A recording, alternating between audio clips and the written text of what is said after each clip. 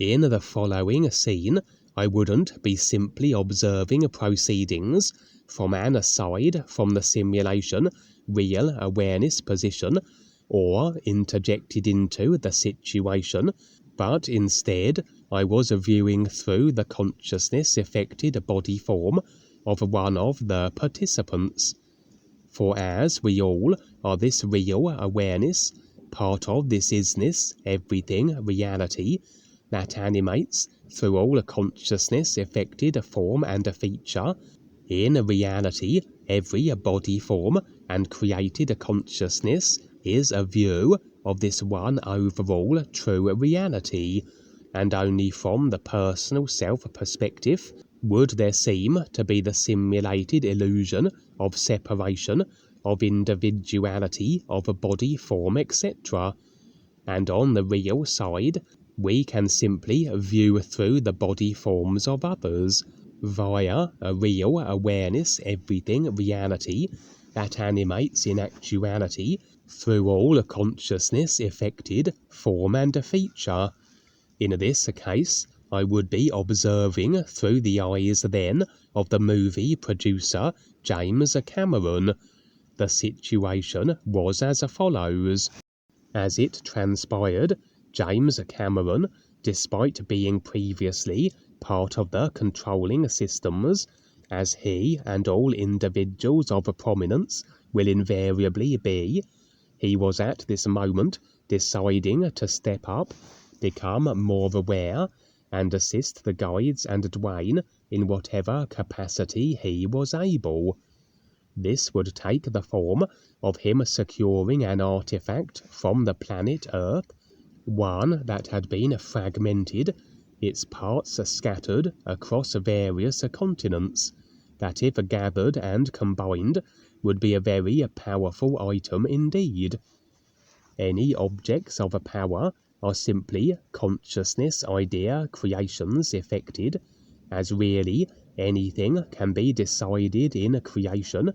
just a case of formulating the idea, it then is a consciousness installed, and effected will be what is desired. And this particular item had been decided as to being exceptionally powerful, forged many millennia ago, and promptly disassembled, as though feared was it that it be used potentially as a mechanism of great destruction. Interestingly, a real side experience I had recently involved a concealed Earth artifact of great power that two rival species were seeking. If this was the same artifact wasn't made apparent, but it seems that through the influence and resources available to James Cameron, he was able to track down the parts of the artifact, had assembled it, and now currently was stationed in a remote position that impressions suggested was Antarctica. Interestingly, among the various scientists with James would be the alternative researcher David Icke. Over the years, David Icke has featured in a number of my real side experiences, and overall, on the other dimensions of creation, he is operating in ways that are more far-reaching and creationally impacting than his physical level activities would suggest. Far more to him than meets the one-dimensional eye. For as part of James Cameron's team, David would have with him a highly advanced technological contraption that was in some way essential where the assembled artifact of tremendous power was concerned. Additionally, were three individuals present who were endowed with remarkable psychic science type developed capability, and they were seemingly crucial also. For the assembled artifact was in some way unstable, as if this was the nature of it, that it was highly volatile and needed to be regulated and maintained. It looked like a large rectangular metallic box with no other distinguishable features. Evidently, the means by which the artifact was once stabilized, whenever in the past it was complete and assembled, was along similar lines to what the three individuals were doing here, for through their combined mental powers they were preventing the artifact from becoming unstable, where it could become as a force not unlike a bomb, but with unparalleled destructive potentiality. Evidently, if stabilized and contained, then the artifact would serve for whatever purpose as was decided, a tool for great benefit or destruction. The exact application by which it could serve either of these purposes wasn't made apparent, however. The three powerful beings had the artifact suspended in the air, but even with their considerable abilities, they struggled to stabilize its potency, two of the beings suddenly incinerating where they stood. The remaining individual, a large, heavy-set, bald man, would attempt to stabilize the artifact alone, but he too would fail, incinerated in the same curious way the others of the group had been. The artifact then impacting the ground, a number of the scientists, in a too close approximation, were incinerated also, everyone present holding their breaths, as anticipated was the device to destruct, and the damage it could cause would be indescribable, with a little inkling as to how far creationally the damage would spread, such was the power of the artifact. Although it seemed it was dormant for the moment, and the various scientists, those that hadn't been obliterated by it, would assume positions at various computer workstations, making all manner of calibrations as they interfaced and connected with the artifact through their technology, and the curious device David Icke also had brought along. James Cameron, that I was viewing all this through, didn't exactly get along with David Icke seemingly. They both had a constant confliction of opinion, although both were essential key parts within this situation. James with his resources and science team, David Icke with his essential device, and that David also had a greater grasp seemingly as to what was taking place and the steps required in regards to not only securing and combining the artifact, but how it may be beneficially utilized. David would be the most aware of all those present by my estimation. Unforeseen by James and David, however, was that the dark forces had learned also of their endeavour, and as this constructed ancient artifact could potentially be used as an instrument of a great destruction, the dark forces desired it for themselves. They had infiltrated James' operation. A number of the scientists were dark force plants, and at a certain point in the unfolding situation, dark force military would swoop in and take over. They would take possession of all the equipment, including David's device, that were essential where the utilizing of the artifact was concerned, and they would isolate James, David, and his loyal, genuine scientists, that they were contained and unable to be in a position where they could have any further bearing on the fate of the artifact. David Icke would proclaim that the situation wasn't entirely unexpected, and that James should have been more careful in regards to the screening of his scientists and their intentions, for now it was as though the artifact, remaining dormant for the time being, was shifted to an alternative dimension, with the dark force planted scientists, but as though to taunt James, David and his team, the dark forces allowed them to see the dimension they were operating within, with the artifact now safely in their ill-intended hands. Interestingly, one of the scientists that was a dark force plant and now was in the alternative dimension with the other scientists and the sequestered artifact, although her outer form was different,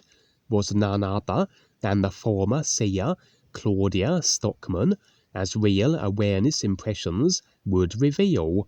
Seemers, she had not only forfeited her recognizing journey, but on a transition she had defected to the darker forces. As oftentimes, even as though we may relinquish our process of awareness, the awareness position we had attained will be more so than the average one-dimensional, personal self-immersed individual, and we can then potentially serve as valuable assets for the dark forces, as they can make use of the abilities such an awareness standing affords. This was the case here with Claudia, as on the other dimensions of creation, she was now in the capacity of a highly positioned dark force scientist, and part of this plot to secure this artifact and use it for destructive purposes. In a previous real-side experience, I shared how the planet Earth had been displaced to an alternate dimensional apocalyptic event situation, but that no indication was provided as to the cause, other than it being dark force instigated. My impressions were here that it was through the utilizing of this artifact that this displacement event had taken place, and who knows as to what extent it adversely impacted the very simulator beyond the planet Earth. That in this experience I was viewing through the eyes of James Cameron, but I had retained my real awareness standing that I recognized this was so, as sometimes we may detach from the real awareness in such circumstances, and during the experience we will think we are the individual we are viewing through, as we somewhat assume what is an alternate personal self-consciousness of memory and identity. Essentially, as this real awareness everything is positioning, as from that perspective every consciousness is the property of this overall isness, so the body forms can be directly animated by the real awareness and motivated to carry out certain objectives and actions, etc.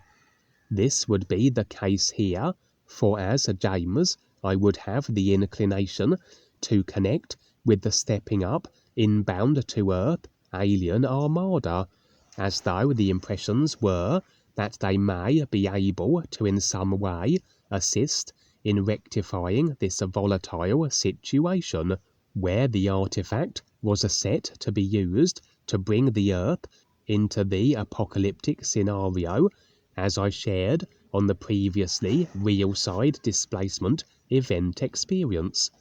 In that future view potentiality, however, the alien armada had seemingly become tainted through the displacement of the Earth event, as though, with their agreements incorporated with humanity, so as humanity's agreements had facilitated effectively the ability of that event to be executed, this distortion of agreement had become incorporated into the associated alien body types consciousnesses of the armada, and they had then operated in a destructive capacity, eliminating all human Earth survivors. And so, instead of seeking their assistance, instead the impressions were that they were now being advised to stand down and proceed no further to Earth until this situation with the artifact was rectified, rather than risk the Earth being displaced, via the Dark Forces' usage of the artifact and the alien armada overall consciousness of all species involved tainted and then inclined to operate destructively and step back from each of their respective awareness processes. Ultimately, as everything is based on agreement in regards to all affected situations, we had but to have those involved alter their agreements by whatever means available to us. The Dark Forces had humanity's agreement overall that they could carry out this potential Earth displacement and apocalyptic inducing event, and so it would be the Dark Forces themselves we would engage with. In the previous real side experience, I would attempt to approach one of the key and very influential Dark Force characters involved in bringing this heinous plot into actuality, that he might be persuaded to consider differently. In this experience, we would actually kidnap a heavy-set, human in appearance woman, but an individual that was very prominent and considered an essential asset within the Dark Force control systems, and our objective was that we would not surrender her unless the Dark Forces would at least listen to what we would propose as an alternative option to their dastardly scheme. If this method would prove effective was uncertain,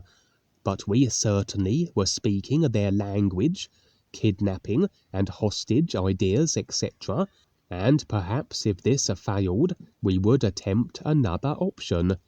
As is the case, this Earth displacement event is only a potentiality amongst all agreements present in overall human consciousness, and which agreement becomes a physical level manifest is the agreement held to most prominently and maintained long enough that it plays out on the physical level. We can attempt to remove certain potentialities from consciousness and to veer them off course, but ultimately it is for humanity overall to decide which agreement they embrace and effect for themselves as the overall human experience.